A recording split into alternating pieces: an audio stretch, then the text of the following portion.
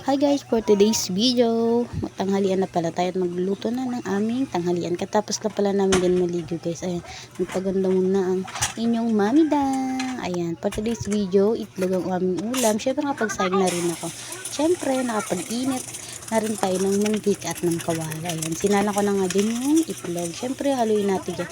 Guys, 3 itlog nga pala yung luto namin dyan. Galing siya dun sa farm ng pinsan ng asawa ko. Ayan. Ayan guys, 3 itlog lang dyan. Wow, ayan. Ayan nilang ako dyan guys. Ang ulam namin ngayon ay yung itlog, syempre, tsaka yung bangus. Yung bangus pala, ayan. Ay, ayan, nakita nyo yung bangus ng ulam namin, di ba? Ayan guys, yung ulam namin. 5 piso, 4 na piraso na lang pala siya sa ngayon. Kaya yun, sabi ko sa anak ko, isali niya na din sa platito para decente naman tignan. Charot. Ayan siya guys. And syempre lagyan natin yung itlog sa mangkok. Ayan, where to go? Sumisilip pa si Junakis eh. Ayan guys. Syempre pagkatapos natin dyan, mag-aasikaso na rin tayo para makakain na rin. Ayan.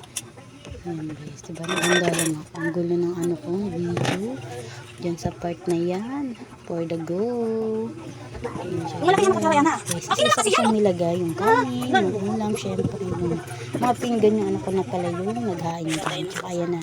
Ayun yung menu natin for today's video. Ayan, gumangalap lang ako dyan ng aking sausawan. Syempre yung suka at toyo. Ayan, syempre may toyo tayo. For the go. Ayan siya guys. Diba? Ganyan lang. Nilagay lang ako ng suka. Ayan. Balik naman. Tsaka toyo. Ayan. Ayan na siya guys. Diba? So ayan guys. Tara, kain po tayo. Samahan niyo kami sa aming simple tanghalian. Ayan. Siyempre, kinuha na ng Junakis ko yung ano. Ayan guys. At kumuha na nga siya dyan. Diba, social ng panganay ko, nakatinidor pa. Pero yung ulam bangus na chichirya. Pero ayos lang yan guys. Siyempre, bata yan. Ayan yung itlog. Ayan yung ano. Siyempre, yung sasawan ko. Tara, guys, for go. Samahan nyo na akong mag-lunch. Sana all magla-lunch. Ayan. Ako ba guys, pero ang sarap ng kain namin yung mga anak ko kapag simpleng udam, ganun. Simpleng udam. Pero sanay rin kami sa ganun syempre. Kasi sabi ko nung mga ulit-ulit yung binabanggit, contraction worker lang si husband. Ayun, husband talaga. Charot. Pa siya husband kasi live-in pa lang po kami. Ayun guys. Siyempre, magkano lang naman yung sinasahod ng isang construction worker. Alam naman ng mga mamis na ang asawa din ay construction worker. Siyempre, marami rin taong nakakaalam na kung magkano ang sabi ng construction worker. Hindi sinas ko lang yung camera dyan kasi masyadong malapit sa amin. Tapos kinuha ko rin kasi yung pinagsasandalan ng cellphone ko yung hugasan ng kamay. Ayun guys. Tara, pwede go. Samahan nyo lang ako na kami ng mga anak ko na yung kubo guys. Naubos namin yung ano. May kaunti pa namang tira dun sa kanin at itlog. Pero talaga ng kain namin. Buti na lang pala guys yung mga anak ko nasanay sinanay namin na minsan meron, minsan wala. Sinanay na minsan itlog ang ulam, minsan naman masarap ng ulam. Hindi namin sila sinanay na kailangan lahat ng luho o lahat ng sarap na ulam palagi everyday yung ganun. Hindi namin sila sinanay ng ganun guys kasi hindi naman po laging may pera kami tulad ng iba, diba? Saka di kami mayaman. Ayan, nakikita nga lang ako sa vlog. Hard to go. Ayan siya guys. May bancham ko ng chika.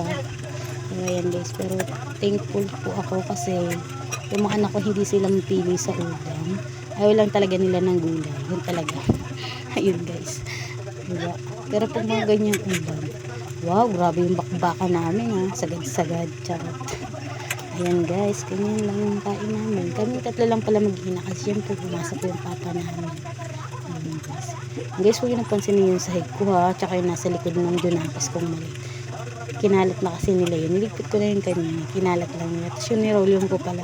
Alam mo na, pag may maliit na anak, walang magtatagal. Ayan, for go guys. Ayan, sarap. Yung kain namin talaga dyan.